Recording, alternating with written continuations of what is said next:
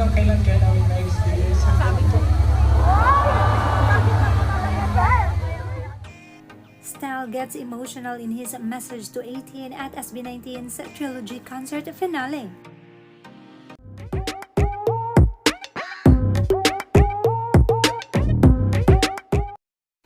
It is very rare to see Style get emotional, especially on stage, but with the success of the group's biggest concert yet, he can't help but get teary-eyed in his message to 18.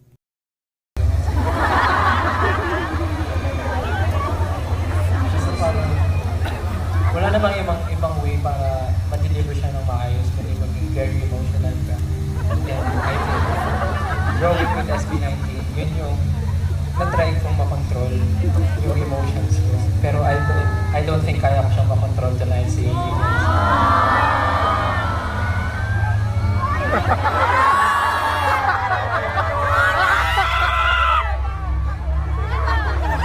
sabi nila, sobrang tagal na ng SB19. And every time na may concert kami, lagi lang pumapasok na isip ko, hanggang kailan kaya namin na-experience ang ganito?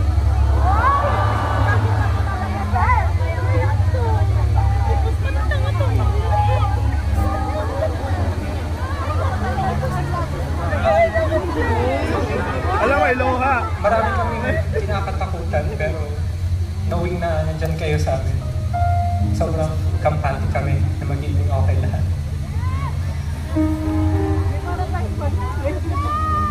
Hindi man tayo sure kung kailan magwawakas ang lahat, pero at least ngayon sure tayo na marami na tayong nagawang memories na masaya magkakasama.